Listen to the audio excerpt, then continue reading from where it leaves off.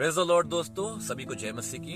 दोस्तों, मैं आपको एक घटना बताने वाला हूं और ये घटना कल की है, यानी कि 10 तारीख की, और समय लगभग रात के 10:30 बजे के आसपास की बात है।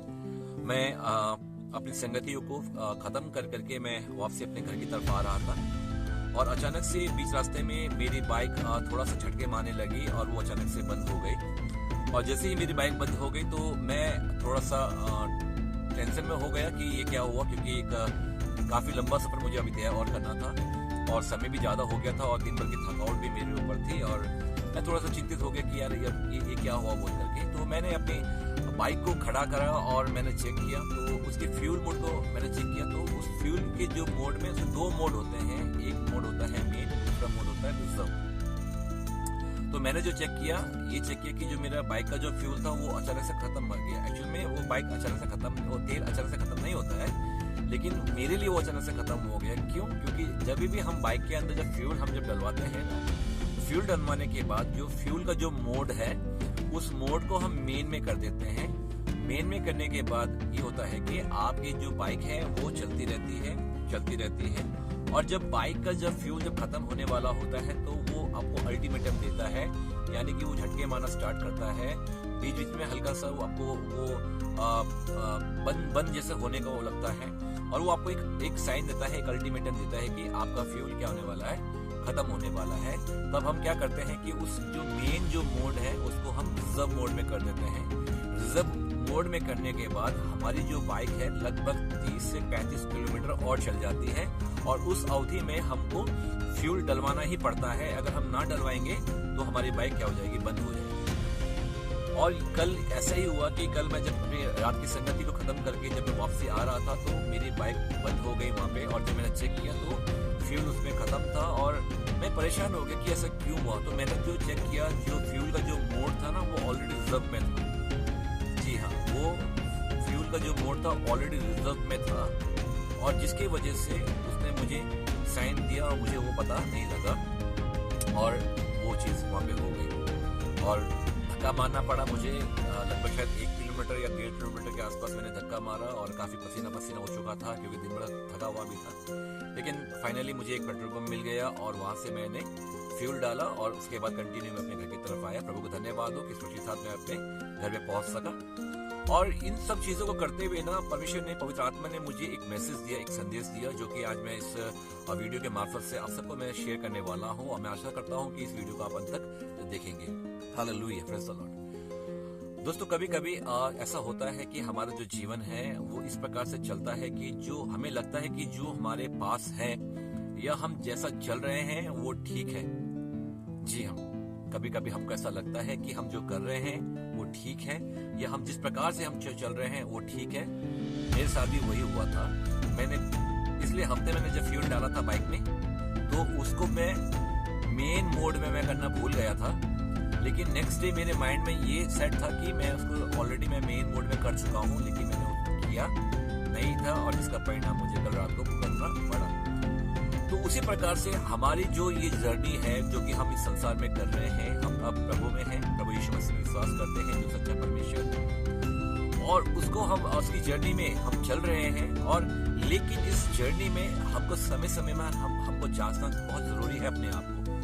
जी हाँ, हमें अपने आप को जांच करना बहुत ही ज्यादा जरूरी है।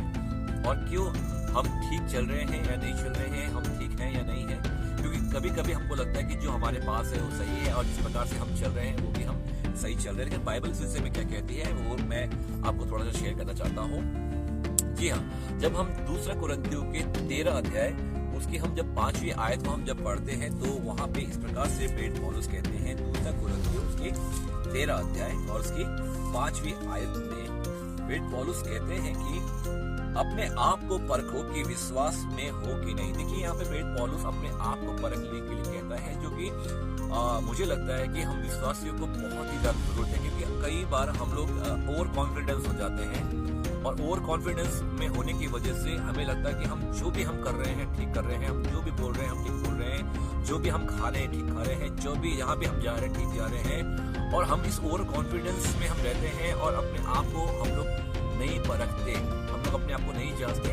लेकिन लेकिन वचन कहता है कि अपने आप को परखो कि विश्वास में हो कि नहीं। अब ये वो विश्वास है जो हमने शुरुआत में प्रभु यीशु मसीह विश्वास किया था, ये वो विश्वास है। जी हाँ, वो पुराना विश्वास, क्योंकि उस विश्वास के साथ परमेश्वर के साथ हमारा प्रेम था। आज हमारा विश्वास तो है, लेकिन शायद विश्वास के साथ हम प्रभु के प्रति उतना हम प्रेम नहीं कर पा रहे। लेकिन वचन कहता है कि अपने आप को परखो कि विश्वास में हो या नहीं हो, अपने आप को जांचो। वचन कहता है कि हमें अपने आप को भी जांचना बेहद ही जरूरत है। क्या तुम अपने विषय में ये नहीं जानते कि यीशु मसीह तुम में है? वचन कहता है कि क्या तुम इस विषय में नहीं जानते हो कि यीशु मसीह तुम में है? नहीं तो तुम जांच में निकले हो। अक्सर हम कहते हैं कि मैं प्रभु में हूँ, हम प्रभु में हैं, मैं प्रभु में हूँ, हम प्रभु में। नहीं, वचन कहता है कि प्रभु यीशु हम में। हालेलुया। क्योंकि ये ज्यादा महत्वपूर्ण है ये बोलने से कि मैं प्रभु में हूँ, लेकिन ज्यादा महत्वपूर्ण ये है कि प्रभु मुझ में है। हालेलुया। और इसी प्रकार से परमेश्वर के वचन के द्वारा हमें अपने आप को जज करना चाहिए। हमें अपने आप को, अक्सर हम दूसरों को जज करने लग जाते हैं, लेकिन वचन हमको अपने आप को जज करना सिखाता है, अपने आप को जांचना सिखाता है, अपने आप को परखना सिखाता है कि हम कैसे हैं और हम किस रीति से चल रहे हैं, हमारी चाल ठीक है या नहीं है। और एक आयत को मैं और पढ़ना चाहता हूँ, प्रेरित पौलुस के द्वारा लिखी हुई पहला कुरिन्थियों उसके 10 अध्याय उसकी 12वीं आयत में यहाँ लिखा है। प्रेरित पौलुस इस प्रकार से कहते हैं कि इसीलिए जो समझता है मैं स्थिर हूँ। देखिए, बहुत अच्छे से सुनिएगा इस वचन को।